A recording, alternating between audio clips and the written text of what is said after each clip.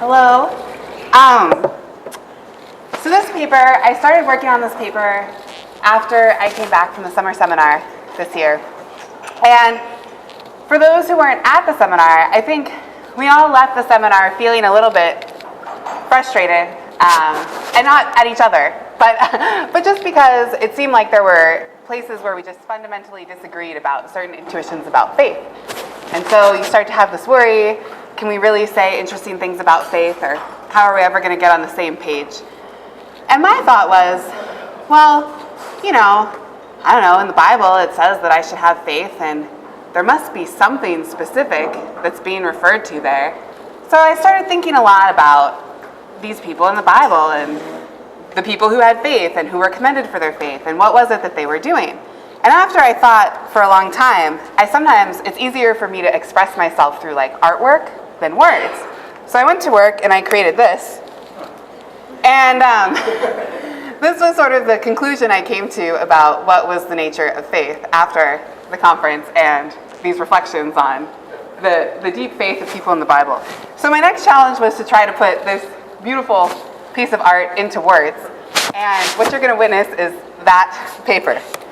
So the outline for today, first I'm going to talk about, so I'll be talking about predominantly a non-cognitive account of faith. So I'm going to start by trying to motivate non-cognitive views. And then I'm going to go through some of the problems with non-cognitive views, reasons that you might be leery of certain non-cognitive views, like dance. And then I'm going to talk about faith as leaning in, and what my view is, what a helpful way I think of thinking about faith. And then I'll talk about solutions to worries about non-cognitivism. And finally, I'm going to say something, I don't know if it'll be something worth saying, about my view and how it relates back to these cognitive views, or just where we think belief may or may not play a role in faith. And then I'll conclude. So let's start by talking about the motivation for non-cognitivism. So, pre-theoretic views of faith tend to portray it as some species of belief. So you have this famous quote from Mark Twain, which is, faith is believing what you know ain't so, right? And the idea is, what it is to have faith is to believe, but maybe believe without the right sort of evidence, or believe on only a little evidence. So, I mean, people will disagree about this, but the idea is that faith is some kind of special belief state. But I think that this fails to capture some of our, most important intuitions about faith. So for example, if you think about a marathon, so say that you're going to run a marathon next Sunday, and I don't know that much about you as a runner, or that much about the competition, but I'm convinced that you're going to win this marathon. But it turns out that I really hate you, and wish that you would lose, and I'm sort of, throwing banana peels in front of you as you run, and have just really negative attitudes towards your winning. It seems like in this case, I don't have faith in you, right? So I believe that you're going to win, but because I hate you and don't want to see you succeed, it seems weird to characterize this as me having faith that you're going to win the marathon. But if you sort of take away my hatred of you and imagine that I like you and I want you to win, and keep my belief state the same, then it seems like we want to say, I do have faith that you're going to win the marathon on Sunday. So I think this sort of motivates the idea that whatever is true of faith, it's not going to be just a story about a belief state. There has to be more going on here than just a particular belief state. So this brings us to belief plus models. So one way that philosophers try to accommodate this intuition that there's some non-cognitive aspect of faith that's important is through belief plus models. So the idea is that faith is a belief state and then some other affective state. So I have a quote from Dan McCoyne, who's here with us, and he says, whatever other responses, for example, behavioral commitments, values, affections, and so forth, faith involves, one cannot have faith unless one has a particular attitude, belief, toward the content in question. Call this the belief plus conception of faith. At least among philosophers of religion who take monotheistic religions to have a stake in some truth-valued claims about reality, the belief plus model is by far the most widely held conception of faith. So as McCoyne points out, a lot of philosophers sort of say, it seems right that we need to have an affective state involved in faith, So we'll account for this through a belief plus model. Faith is a belief state and an affective state. And then there are other philosophers who go for wholly non-cognitive models. An example of this, so a wholly non-cognitive model is just the idea that faith is a non-cognitive state. So faith doesn't have to include belief at all. It's just a particular attitude. So I think the best characterization of this comes from Clegg in the 70s. And he says, faith is inverted terror. It is strong hope or powerful trust. The declarations, my husband will get home, and my wife is innocent, manifest a certain serenity that we may judge to be admirable, precisely because we recognize that there is much to disturb it, and in persons of weaker character, though not weaker mind, it would be missing. Genuine avowals of faith reveal states of mind. They are most accurately read as symptomatic displays that may be judged as sincere or insincere, but not as true or false. So Clegg's view is that faith isn't really propositional at all. It's just an attitude, and it can be sincere or insincere, but it's not the sort of thing that you can evaluate for its truth value.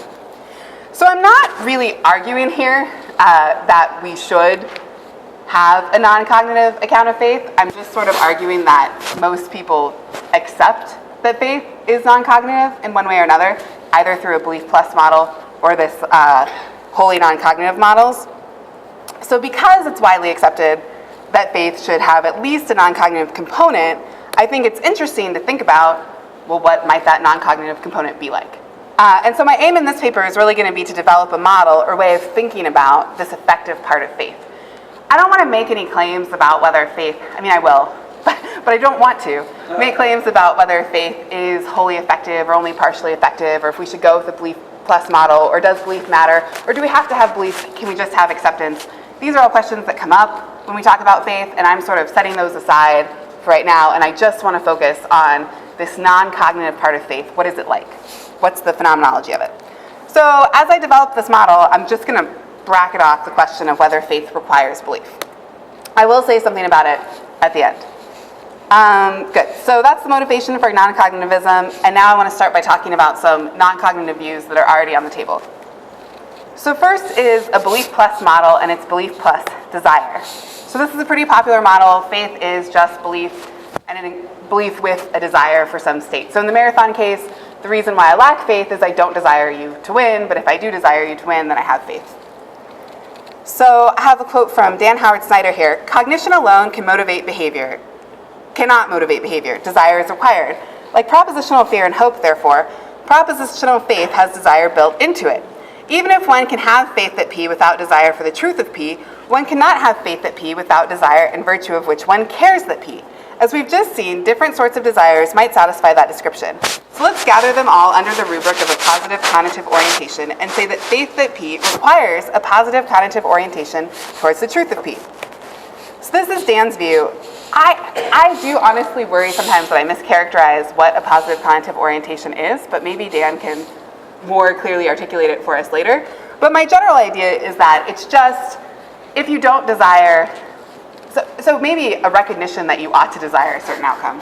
So it might be the case that I'm very sick, and I'm so sick that I don't want to recover, I just want to die. But if I at least recognize that I should want to recover, insofar as I desire to recover, I think this, on his view, counts as a positive conative orientation.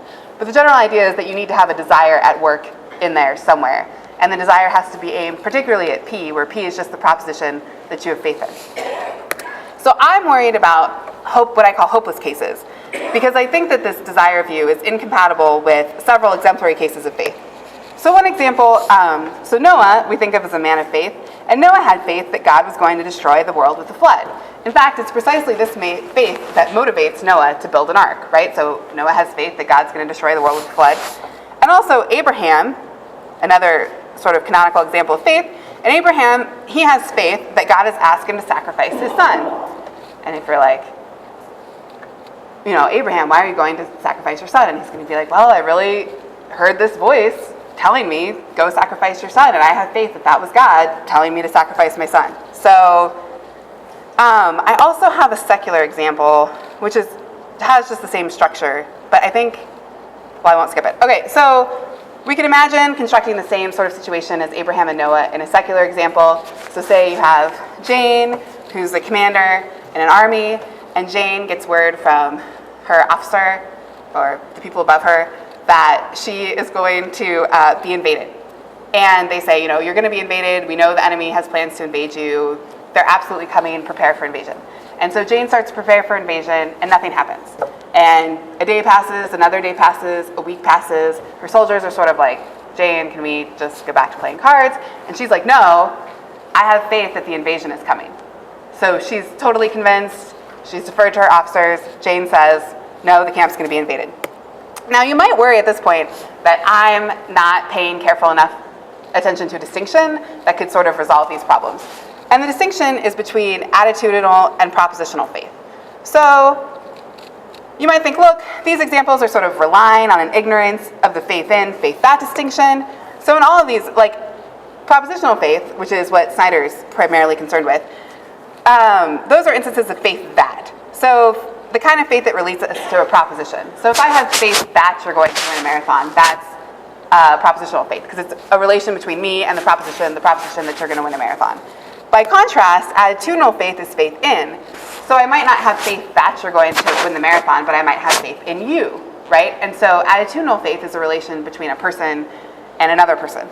And you might think, look, Noah, Abraham, Jane, it seems like what they're really doing is exemplifying a kind of attitudinal faith. So Abraham and Noah, they have faith in God, and Jane has faith in her commanders. And so really, it's not the case that these people have these weird kinds of propositional faith about events that they don't want to happen. It's just the case that they have faith in an authority figure. And my response is, look, whatever their relation, I don't think attitudinal faith is going to negate or replace propositional faith. So I think an agent maintains both kinds of faith, right? So it's possible that I have faith in God, and I also think, I even think it's likely, my intuitions are that almost all cases of propositional faith are ultimately grounded in attitudinal faith, but I'm not arguing for that here. But let's say I have faith in God, and so because I have faith in God, I also have faith that a judgment is coming or something. I don't think that because my faith that judgment is coming is sort of grounded in or derived from my faith in God, that makes it go away, right? I just have both kinds of faith. I have attitudinal faith and propositional faith. So I think it's still a problem for the desire view that they have to account for my sort of derived propositional faith that is towards all sorts of states of affairs that I might not want to happen. So there's this other worry I have about desire accounts, and that is just desire appears to be out of our control in a way that faith is thought to be under our control. So we request or expect others to have faith in us and hold them responsible when they fail to meet our expectations, and this suggests that faith is voluntary. But desires are not voluntary in this way. We can't desire at will. So I'm using sort of Hieronymus' at-will distinction to map on to this direct and indirect voluntary control. So the idea is, look, your desire, I desire to eat a piece of chocolate cake. And I'm not entirely in control of that desire. So I can't just stop desiring the chocolate cake by willing it. Whereas with faith, because people ask us to have faith in them, some religious people believe that God asks for their faith, our friends ask for our faith, our family members ask for our faith. This idea of inviting people to have faith in you or commanding people to have faith in you sort of suggests that people are capable of having faith in you at will, that we can will ourselves to have faith. And I don't think this is the case with desire, so there's sort of a disanalogy here. So I think this means desire is a poor candidate for the affective element of faith. Now you might have an objection, which is, what about the gift of faith? If faith is a gift, doesn't it have to be non-voluntary? So plenty of Christian theologians will say, look, faith isn't something that we can sort of get on our own, it has to be given to us from above, it's a gift of God. And I think that's right. And what I'm going to argue ultimately is that faith is both voluntary and non-voluntary, or at least it can be either one. But I still think this is disanalogous to desire because desire can't ever be voluntary. So it's never the case that you can either obtain or get rid of a desire just by willing. It's always going to have to be through some indirect means of control. Good. So that's sort of my worries about non-cognitive accounts of faith as desire. Now I want to move on to non-cognitive accounts of faith as trust. So people who characterize faith as trust tend to be more on the wholly non-cognitive side, and I don't mean the side of Jesus. I just mean fully non-cognitive. So some philosophers liken faith to trust, and they tend to think that trust is completely non-cognitive. We can't say anything about the belief states involved. And I think that, and John makes this point as well, that this is only going to really be illuminating if we understand trust, and trust itself is a hotly debated concept in philosophy. So even though, so I have this worry, like, one, we want to say, oh, faith is just trust, and then you come to the question, what is trust? And it doesn't seem like we have a clear answer to that question, so now reducing faith to trust hasn't really been illuminating in any important way. But I think that even though we don't have a clear account of trust, what faithers seem to find attractive about trust-based accounts is their invocation of reliance talk. So normally if you meet a faither that wants to say faith is something like trust, they're going to say, oh, what I mean by trust is some kind of reliance on the goodwill of another. And this brings us to something called the Trickster Problem. And the Trickster Problem is just, look, it seems like I can rely on your goodwill without trusting you if I trick you into doing something for me. So let's say that I know Catherine is very charitable, she loves to give to charities, and I really need some money, and so I convinced Catherine that I have a charity so that she'll give me lots of money for the charity and I can buy myself some nice whiskey. And Catherine complies, she gives me the money believing that I am some, aptly named charity, like Pappy Van Winkle's Starving Children, whatever. So gives me all of this money and I take it and use it for my own reasons. Now, I was relying on Catherine's goodwill, right? I knew it to be the case that Catherine likes to give money to charities, so I relied on her goodwill, but I didn't trust her. There was something, it seems like something in our relationship didn't quite characterize what we think of as a trusting relationship. And so you might think that mere reliance on goodwill doesn't do enough. So I think what also is important to draw out here is that whatever sort of reliance is involved in faith or trust, it's going to make us vulnerable to betrayal. And this seems to be the heart of the trickster problem. So the trickster's not really vulnerable to betrayal in the right kind of way. And whatever characterization we have of faith, we need it to show that when you have faith, you are vulnerable. Good. So this brings us to another objection to trust-based accounts, and this is actually Kwon objection. And he suggests that faith and trust are not identical because faith requires some kind of activity and trust does not. So he has this worry. I'm just going to summarize this quote.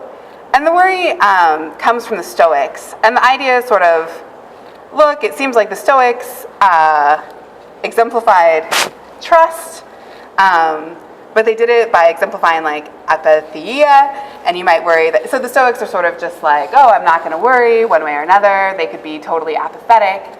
And Kwon thinks this doesn't really capture the notion of trust that we get in the Bible, where to have faith, you have to be a follower. You have to be engaged in an activity. You have to be doing something. And the Stoics, they weren't really doing anything. And they didn't think they had to be doing anything to trust God. And he thinks like, look, trust is this totally passive thing, and faith is not an entirely passive thing. It's an active thing, and therefore, faith and trust can't be one and the same. So I have a worry about Kwon's worry, and that's just that I feel like part of what's going on here is the Stoics just interact with God really differently than people like Abraham. So it's not clear to me that if God came to the Stoics and said, hey, can you get up and move to this other land? And the Stoics were like, that anyone would think that that was trust, right? I mean, I think that there's this sense where we take the Stoics to trust God because God doesn't present himself to them in any way that calls for action. But I'm not sure that, I think that if you trust someone, then if they ask you to do something, you should do it. And it's just the case that with the Stoics, no one ever asked them to do anything, or so they perceived. So I don't think that a Stoic could ignore a command from God and still be thought to exemplify an attitude of trust. Nevertheless, I think it's right that faith does necessitate some kind of motivation, and that motivation isn't always apparent in trust. So this example actually was coined early, but it was wise. So let's pretend that this is, a month ago, and someone says to me, say, Mark Lance says to me in passing, oh, hey, Meghan, I think the Giants are going to win the World Series. In fact, the Giants are definitely going to win the World Series. And I might trust Mark. I don't really have any opinions about baseball. I think that he knows lots of things about baseball. I tend to just defer to Mark's, claims about baseball, and I think, sure, Mark said the Giants are going to win the World Series, so I trust Mark that the Giants are going to win the World Series. And then I never think about it again, right? I just forget about it. I mean, maybe in the back of my head, if you ask me who's going to win the World Series, I would say, oh, I think it's the Giants. But no one ever asks me. I never think about it. I don't start watching baseball. I don't make any bets. I'm totally uninvolved. I feel like you would not, you would think that I trusted Mark, but you wouldn't think that I had faith in Mark. And I think this is kind of the substantial worry that Kwon's pointing to, and that is faith does seem to necessitate some kind of activity, or at least disposition towards activity, or an active kind of motivation. So those are some problems I see with the current non-cognitive views. And now I want to talk about my view, which is that faith is best understood as a posture. And then I'll talk about how I think this view of faith can resolve some of those worries. So here's a disclaimer. I'm not actually trying to give a metaphysically reductive account of faith. That's not my aim here. And so you won't really hear sufficient or necessary conditions for faith. And I'm also not going to account for all ordinary uses of faith. All I really want to do as I develop this model is to try to give us a way of thinking about faith that I think will help us manifest it in our lives. So remember, I went home from the faith conference thinking, well, it's really hard to define faith, but I still think that sometimes people ask for our faith, and I want to know how to respond to them when they ask me that question. And so that's sort of where this project comes from. And I think I can provide us with a model that will help us think about faith in a way that will help us to better manifest it in our life, should we so desire. So my proposal is that faith, the non-affective portion of faith, is a posture, and the posture is leaning in. So this is a kind of cheesy picture of leaning in as faith. So when I say that faith is a posture, I don't mean that it's necessarily a physical posture, although sometimes it is, right? There's definitely a lot of leaning in that goes on in prayer life and in different sacraments that are practiced. It's funny because at my church there's actually a stained glass picture of Jesus praying, and he's definitely leaning in. But I don't think that's not what I mean to say when I say that faith is a posture, that we need to walk around sort of hunchback if we want to have faith. I do think that an understanding of the nature of physical posture is going to help enhance our understanding of faith. And I think that this metaphor for faith is a rich metaphor. So faith isn't just like leaning in, but when we have faith, we should conceive of ourselves as leaning into one another or to certain projects. So this is a weird sort of argument, but I'm not just arguing that we can think about faith as leaning in, but that we should. And that if you find yourself in a situation where you need to muster up some faith in a friend or loved one or God, what you need to do is conceive of yourself as leaning in to that person. So I want to talk about some work in clinical psychology that has to do with attitudes and postures. Historically, both Darwin and William James suggested that posture is a biologically determined expressor of emotions. So the idea here is that when we're in a certain emotional state, we'll just take on certain postures. And this is supposed to be cross-cultural. And this was Darwin's work. He sort of noticed when he was going around the different islands and looking at all the biological species that there are certain posture-emotion pairings that are just culturally universal. So if you go to any different culture, this was Darwin's example, you'll see people shrugging when they're not sure. Darwin had a really interesting example of why it is that we shrug, but I'm not going to get into that. But so the idea is just like, look, certain postures like shrugging when you don't know or you're not sure or you're sort of expressing an ambivalence, you'll shrug. And that's something that you do because your genes tell you to do it. It's just a part of the way that you function biologically. It's not something that we developed within any particular sociological context. But you might worry, like, okay, Megan, where are you going with this? Because we don't think that faith just expresses our feelings about people, right? Like, faith is more than just an expressor. Faith forms our attitudes and doesn't express them. So posture isn't going to be a good candidate for modeling faith if what we think posture is an expressor of our attitude. But actually, so James suspected that that posture was more than just an expressor of our attitude, but actually did form our attitude. And in the last 20 or so years, a lot of recent work in clinical psychology suggests that posture does play precisely this role. So Riskin and Gattei in 1982 started a study on how posture might influence attitude, and they took subjects and placed them in crouching positions and noticed that when these subjects were placed in these positions, they would later express feelings of fear and anxiety just from being placed in these positions, whereas the other subjects that weren't placed in a crouching position didn't experience fear and anxiety. And they also took subjects in, place them in like slumped positions that are typical of people suffering from depression, and then later ask them to complete a task. And those that had been put into a slumping posture were quicker to express feelings of hopelessness. They tend to have lower self-esteem. They would give up on the task more readily. So they exemplified all of these characteristics of people who are depressed. And it was interesting. So people followed up on this study as well, and they've actually developed different kinds of therapies for people suffering from depression that just are adopting certain postures for like 30 minutes a day, because it tends to help improve their mood and attitude. So this is sort of the foundation of the research that now supports that it's not just the case that our postures reflect what we're feeling, but it's actually the case that the posture we take in any particular situation is going to influence how we feel about that situation and the people involved in it.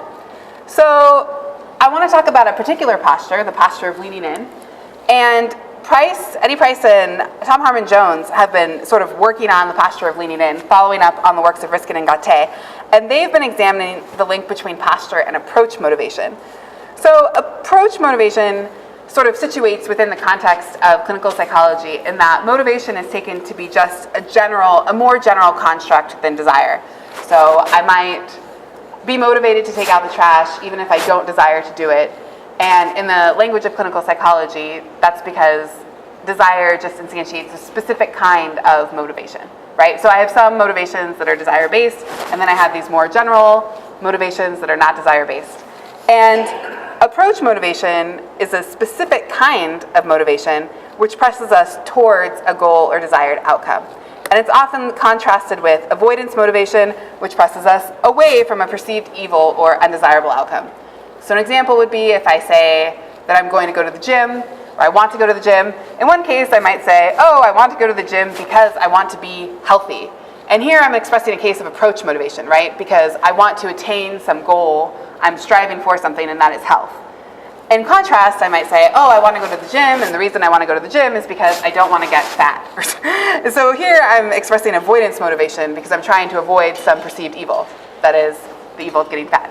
So Price and Harmon-Jones, and now, I mean, the way that what these studies are doing is they're kind of taking brain scans, and they think that they've located the part of your brain where you have approach motivation and the part of your brain where you have avoidance motivation, and then they sort of hook you up to a machine and see what happens in your brain when you're placed in different postures. So Price and Harmon-Jones put people in 3 different postures. The first is the leaning in posture, the sitting up posture, and then the leaning back posture. And then they would sort of show them pictures of different kinds of appetitive things or things that they might want, like cake. And then they evaluated what happened to the people in different postures. And if you'll see in this graph, so people who were leaning in, specifically with appetitive pictures, had increased relative left frontal activation, and this is the area of their brain associated with approach motivation. So there was a lot of activity in the brains of those who were leaning in versus those who were reclining. And it's true for both appetitive pictures and neutral pictures, but the divide is even larger in the case of appetitive pictures. All right, good. So these fMRI scans show that there's an increase in approach motivation when subjects lean forward. And here's a quote from Harmon-Jones. They say, the result of the present experiment suggests that simply leaning forward increases a pattern of neural activation associated with approach motivation. Practically, they suggest that leaning forward may increase desire or interest in situations, for example, learning, or individuals, those suppressed, who may need such. So also they did do these tests in a classroom, and it turns out that if you lean in a classroom or a talk, you tend to be more engaged and interested in what's going on than if you lean back. So to summarize, it seems like there's a feedback loop that exists between leaning in and approach motivation. And I think that this same mechanism sort of captures the affective states that are at work in faith. So I think that we can use the models developed in clinical psychology of the posture of leaning in to tell us something about faith. So I think it turns out that when we have faith in a person or proposition, we sort of lean into them. I think we sort of metaphorically have, and sometimes physically, a leaning towards the person or the situation. And I think that when we lean into these affairs, it's going to increase our approach motivation. And our approach motivation is both our tendency to act in a way to promote or bring about these states of affairs, and it's also going to be our motivation to lean in further. So you get kind of this, as I have faith, I put myself out there and sort of engage in various kinds of faith-based activities, and this enhances my approach motivation, and then my faith grows and increases, and so on and so forth. And I think that this posture is able to capture the notion of reliance because it does show a kind of vulnerability to betrayal, right? So specifically when we lean in, this positions us to fall flat on our face, as it were, before those that we have faith in. So there's this weird sort of, when you think about the model of leaning in, I think you sort of do see a way in which it makes you vulnerable to a person because you're putting yourself out there and you can fall flat on your face right in front of them. So this is a photo of someone falling flat on their face. Also, it was funny, yesterday I was at the City Museum, and they have these sort of spiral things that you can sit on, and if you want to move around in a circle on them, you have to lean back, and it's terrifying. And so I was with Catherine, and she sat down and was just rolling around, having a great time, and I sat down and was trying to rotate on this thing, and I could not bring myself to do it. And she kept saying, just lean, you just have to lean. And I'm like, I know what I have to do. It's not going to happen because I'm going to hit my head and die. And so, but for me, it really captured kind of this idea of the experience of faith where you have to put yourself out there. You're making yourself vulnerable to risk. You're putting yourself in a position of vulnerability that if this thing that you're putting your trust in doesn't come through for you, it's going to really hurt. And we can see how this illuminates this reliance that's in trust in a special way because, well, I'll talk about that later. So there's a difference in the kind of reliance that's involved in, I think, leaning forward than in just leaning on or other general postures that we can adopt of leaning. So now I want to say something real quick before we move on about metaphor. So you might worry as I'm going along like, hey, Megan, wait, you're talking about leaning in metaphorically, and yet you're giving me all these weird results from clinical psychology that have to do with physical postures and what happens when we physically lean in. And you might be like, well, how are we supposed to translate, one, like how do we translate this physical posture into a metaphorical one? What does it even mean to lean in metaphorically? And two, why should any of these physical relationships that you've introduced to us remain in such a translation, right? I mean, it's not the case that metaphorical faith is going to actually increase the approach motivation because we don't have this physical link. So what do you think you're doing? My response is, first, to respond to two, our brain actually does rely on a process called simulation to process action terms like leaning. So if I'm watching you, drink a glass of water or kick a ball or running, I have to use the part of my brain that I use when I run to even, one, perceive you engage in this activity, but also to talk about it or think about it. So if I want to use the concept of running, I have to activate the part of my brain that's involved in running. So I think that even when we think about leaning, we're sort of activating the parts of our brain that are involved in leaning. So this is what I mean when I say faith is a very rich metaphor, or like using posture as a metaphor is a very rich kind of metaphor, because the concepts that you will invoke, our concepts are actually so rich that you are invoking part of your motor vocabulary in your brain. And then I think, so we had to change the layout and not everything worked. But what it says down there is, if you want to know the answer to one, so how is it that we translate a physical posture into a metaphorical one, what I really want to give you is a heuristic and say, well, think about yourself as leaning in. So it was when I got married, a friend of mine gave me this, everyone wants to give you advice, but so she gave me this marital advice, which was, in every situation, especially when you find yourself in conflict with your husband, always try to lean in. And it was funny because, now that I've been married a whopping 6 months or something, I sort of understand what she's saying and see how it's true, right? That when you find yourselves in these situations or in a conflict with a person and you're not sure what to do, something that you can do is conceive of yourself as sort of leaning into them, and then you say, what does that look like? Or, here are my options. Here are things that I might do. I might, slam a door in your face, or throw something at you, or try to talk to you about it, or try to be here in this moment with you even though I don't want to. And then you sort of ask yourself, well, which one of these looks most like leaning into this person? And it sort of directs or navigates what way that you should act. And so that's what I'm saying when I think of this metaphor as a rich metaphor, and you say well, but what does it look like to have faith metaphorically? I say, well, whatever you're trying to have faith in, or where you're trying to manifest faith, sort of imagine yourself leaned into that. And what would the leaned in person do? And that's the thing that you should do. Or if you have different options of what you might do, think, well, which one of these options seems to most clearly manifest leaning in? And I think that'll direct you towards a more faithful life. All right, good. So now I want to move on and talk about how this model can resolve some of the worries that I have about non-cognitivism. So let's go back to the desire puzzle. So as I said, we have this worry, and that is just certain faithers don't seem to desire the object of their faith. So we want to have space where you can have faith in something that you might not totally want. Like I do have faith in final judgment, but I don't really want it in any sense. So the solution is that approach motivation takes the place of desire. So it's not the case that our attitude has to be one of desire, it just has to be that we're motivated towards something. And I think this is going to resolve the worry because Noah, Abraham, and Jane all seem to be motivated towards a state of affairs. And even in the marathon, the problem isn't just that I don't want you to win the marathon, but that I'm sort of not motivated towards the promotion of you winning the marathon or the bringing about of you winning the marathon. I think the other puzzle that we talked about with desire was this worry about voluntariness. And so, faith is voluntary in that we can expect or require others to have faith in us, and desire and hope aren't voluntary in the same way. But the solution is just that assuming a posture can be a voluntary act, right? So I think that we're worried that, look, desires don't have this sort of thing where you can do them at will, but leaning in does. You can lean in at will, so it doesn't have this disanalogy to faith like desire does. And then voluntariness part 2 was that, look, faith is also a gift. So on the one hand, we want it to be voluntary, but not all the time.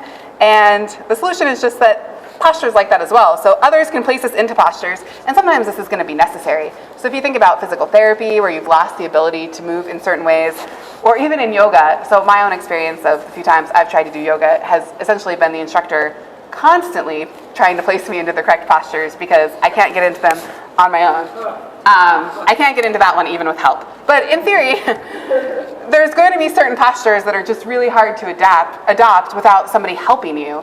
And so I think that's this cool thing about leaning in is both it's something that you can do at will, but it's also something that someone else can do for you. And so God could certainly put you into the right sort of posture that you might not be able to attain on your own. As for the trickster puzzle, so I said that I think faith involves some kind of reliance on the goodwill of another, but we don't want it to be the sort at work in the trickster. And I think we can cash this out on the faith model by saying the faither is going to lean in, but the trickster leans on. So when you have faith in someone, you're sort of leaning into them and making yourself vulnerable. And this looks different than leaning on someone who might not want you to lean on them at all. And for the last worry, and this is Kwon's worry about active faith. So, and he points out, faith needs to involve a motivation to act, whereas trust can be merely passive. And I think on this model, faith does include a motivation to act. Namely, faith is an enhancement of your approach motivation. So, yes, this solves our worries about non-cognitivism, I think. The last thing I want to talk about very briefly is just leaning in and belief. So in the beginning, I sort of bracketed off any questions about cognitive states or belief states. And I'm going to very briefly say a few things. You might think well, if this is the right model of faith, what does that tell us about the relationship between faith and belief? Is belief a part of faith? And I think, the big question is, can we have faith without belief, I think. And there's another question, too, that I think is a harder question, which is, can we have both faith and good evidence? So in certain traditions, like Aquinas worries, right, that if you have enough evidence for something that you can believe it by knowledge, it stops being believed by faith. So you might worry that you almost don't want to collect too much evidence for the things that you have faith in, because then you'll stop believing them on faith. And I think the answer to both of these questions just kind of depends. So I want to separate out now between attitudinal faith and propositional faith and say, can I have faith in you if I don't believe you exist? Well, I don't think I can have faith in you if I believe you don't exist. That seems really weird to me, having faith in someone that you definitely think doesn't exist. But if I'm not sure, so I tried really hard to think of an example that wasn't the example of God. And the example I came up with was an internet romance. So imagine that I, am on OkCupid or something, and I get some great message from someone who I think is kind of interesting, and we strike up a conversation and start exchanging emails. But I'm no fool. And I know that there's all kinds of people that go on OkCupid and they make fake profiles. And sometimes it's not even one person doing it. It could be an entire group of people, like maybe a whole work cohort at their office is just chuckling as they, pretend to be someone having this internet relationship with me. And so it seems like I might genuinely be engaging here, but not be sure if the person on the other end exists. And my sense is that I can lean in that situation, right? Like what it means then to lean in that situation is to just keep writing these emails or getting to know this person more. And the idea is that as I do this, so if I continue in the relationship, presumably I'm going to find out more and more about you. I'll have more and more verifiable facts that I can sort of check on the internet. Maybe at some point we'll talk on the phone, and this will give me a different kind of evidence, right? Like evidence about what it's like talking to you on the phone, or if you have the same voice every time I talk to you. And we might even meet in person someday, right? And when I meet you, I might meet your work friends and these other people. And this is, I'm just going to keep getting evidence one way or another about whether or not you actually exist. The contrary could happen too, right? It could turn out that I want to talk to you and you really don't want to talk on the phone with me, or every time I talk on the phone with you, you're using auto-tune, which seems really weird. And so I could get evidence the other way. So the idea is that I think that when you lean in, I think you can lean in when you're not sure of the person's existence, but I think that leaning in will position you in, like that posture will put you in a place to gain different kinds of evidence, right? So I'm not sure that I think it makes sense for your belief state to stay the same after you've engaged in faithful activities.